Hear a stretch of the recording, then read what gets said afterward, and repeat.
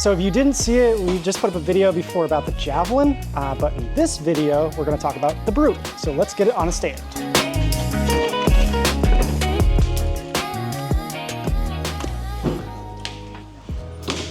So this is the Brute. It's the big brother to our old bike called the Bandit. Basically what we have done is upgraded everything. The bike is made out of these super duper sturdy aluminum extrusions and just handles that power of that rear motor without any problem. So if we look at this swing arm, you can even see we're using 1-inch aluminum dropouts on this swing arm, and it does, just like the Javelin, have a stainless steel torque arm in there to handle that power as well. So if we look around the other side, so if we swing around, you'll be able to see the brakes, so 220 millimeter brakes, and these are pretty much like motorcycle grade brakes, ton of stopping power. And the reason we really want that stopping power isn't just because the bike can go fast, you know, it can go fast, but it's really there because the Brute is more directed to cargo and utility usage. So if you want to pull a trailer or you want to load, you know, 100 pounds on this rack or something like that, you want to have that extra braking power to be able to stop. Good brakes,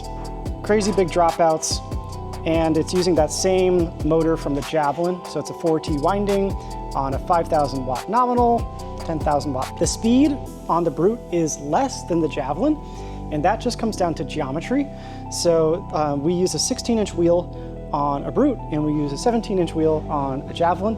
So when we use the same RPM ratings, the larger wheel gets a little bit higher of a top speed. But the big thing about the Brute is the fact that it has pedals. We were talking about this before.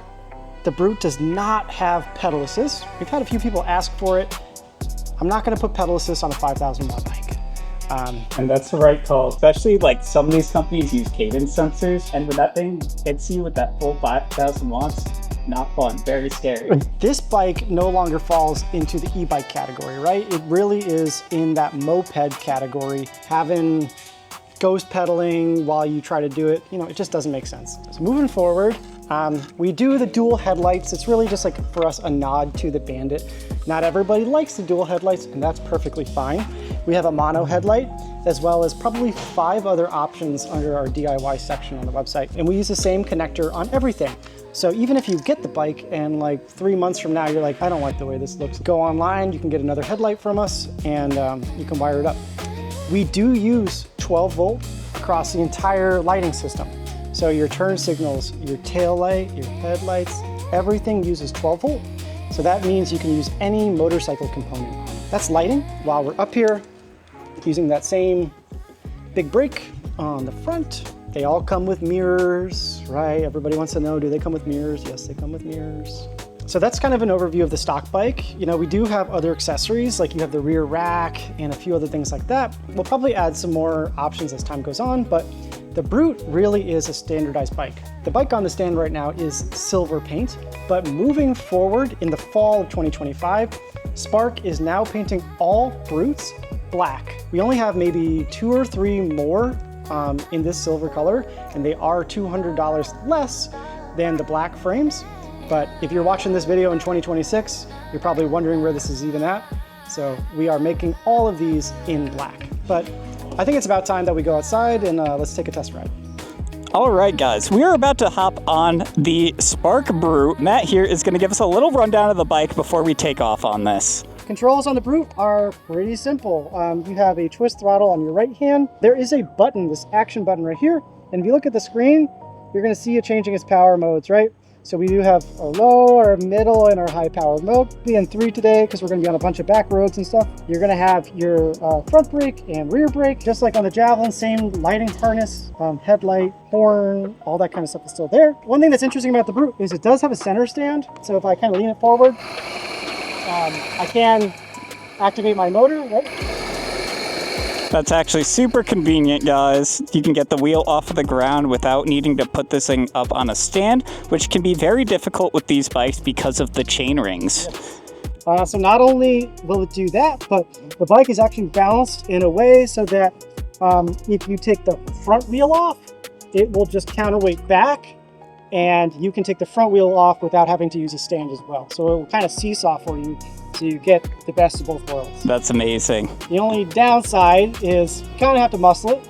So what I usually do, I put my foot in front of the center stand and I just push forward.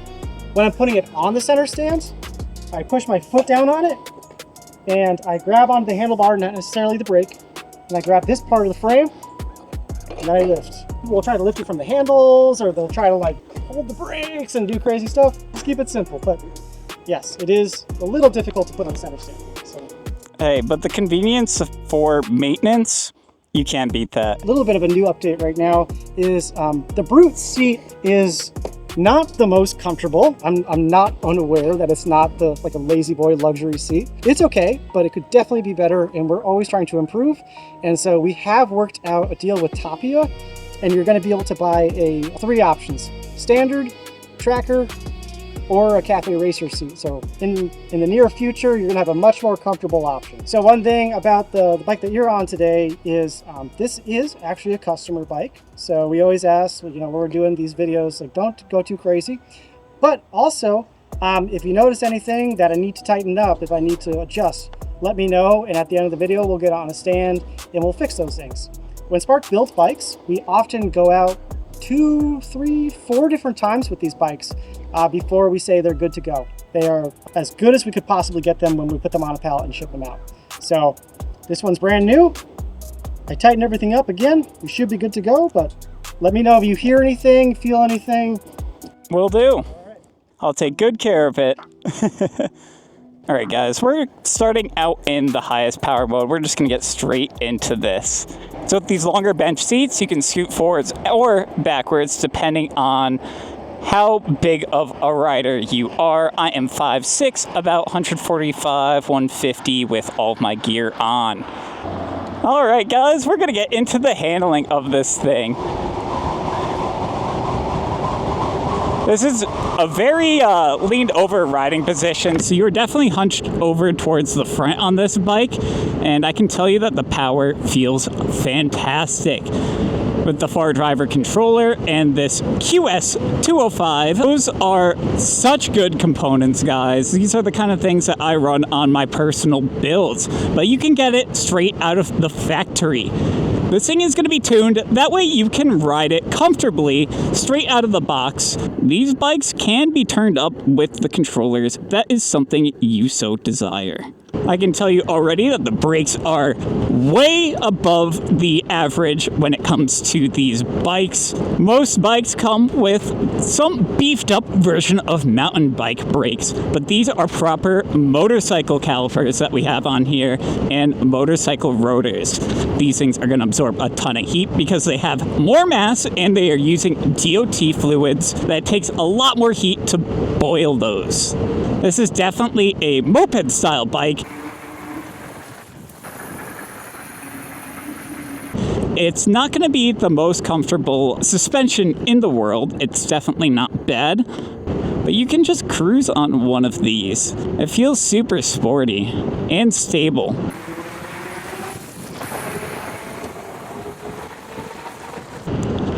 The extra weight really helps with the handling on bikes like these.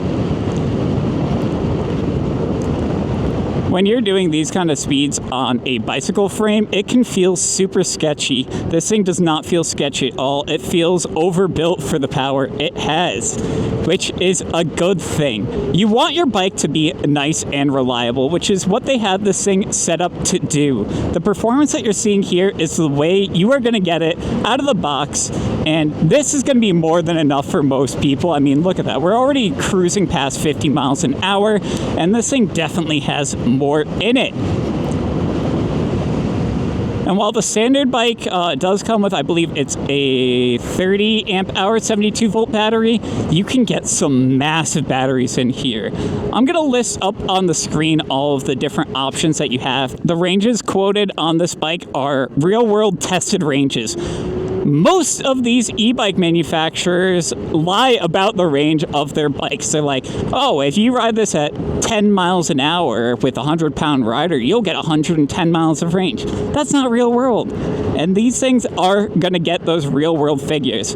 Obviously, it will change depending on the weight of you and how liberal you are with the throttle. Your blinker's on.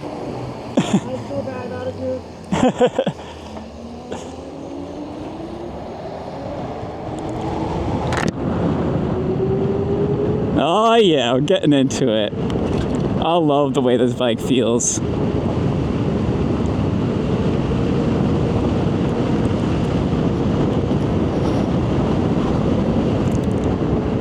And if you're liking this video, remember to like, comment, and subscribe down below. These are the kind of bikes that I like, and these are the kind of companies you guys should be supporting. We need more American-made bikes with unique designs.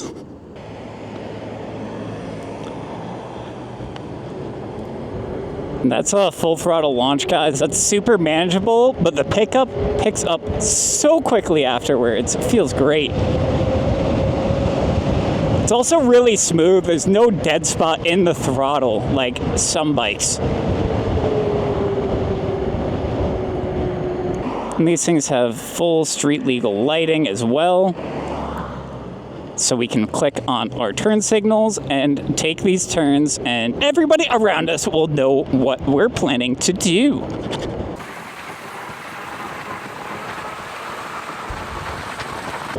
You can stand up on this bike, but you are going to be very much in a squatted over position while riding one of these.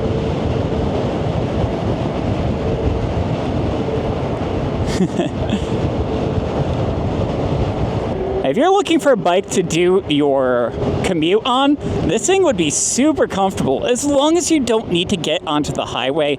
And you can see here that we have a battery gauge as well as the voltage, which is very important when you're out riding. I love being able to see my voltage.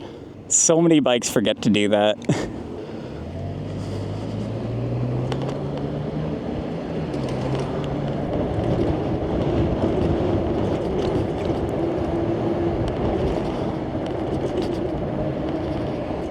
For urban riding, this thing is ultra comfortable, no problem at low speeds. I can easily take one hand off of the handlebars, and I don't feel like it wants to wobble or kick out on me or do anything weird. It feels super solid.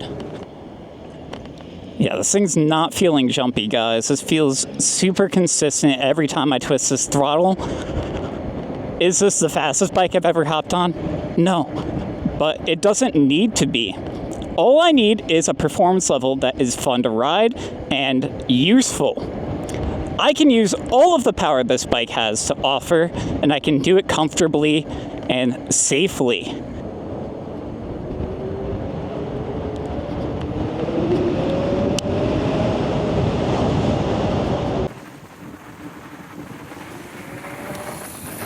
He's got his phone for recording. I could never do that. I'd crash my bike in a second trying to do that. And these motors are super duper quiet.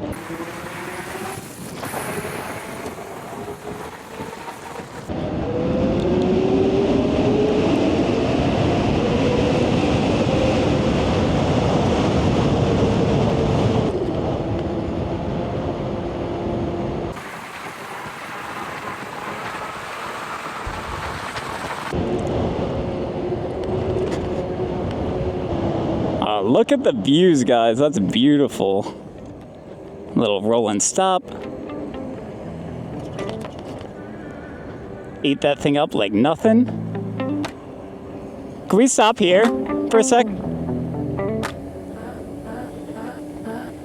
And I'm just gonna give you guys my closing thoughts on the Spark Brew. This is an electric moped that emulates the feel of a 20x4 fat tire, but elevates it by using a bunch of motorcycle components. This 72-volt QS205 rear motor with 5,000 watt nominal and 10,000 watt peak delivers plenty of acceleration with top speeds over 55 miles an hour. This thing's an absolute workhorse and can support a bunch of cargo. It doesn't deliver the same amount of customization that the Javelin does, and the only real flaw that I see with this bike maybe is the seat.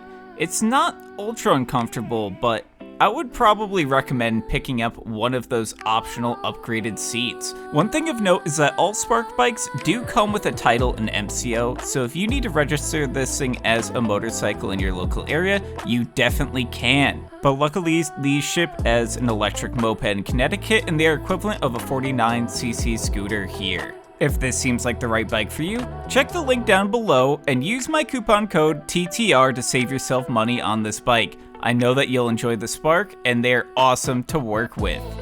Catch you in the next video. Bye now.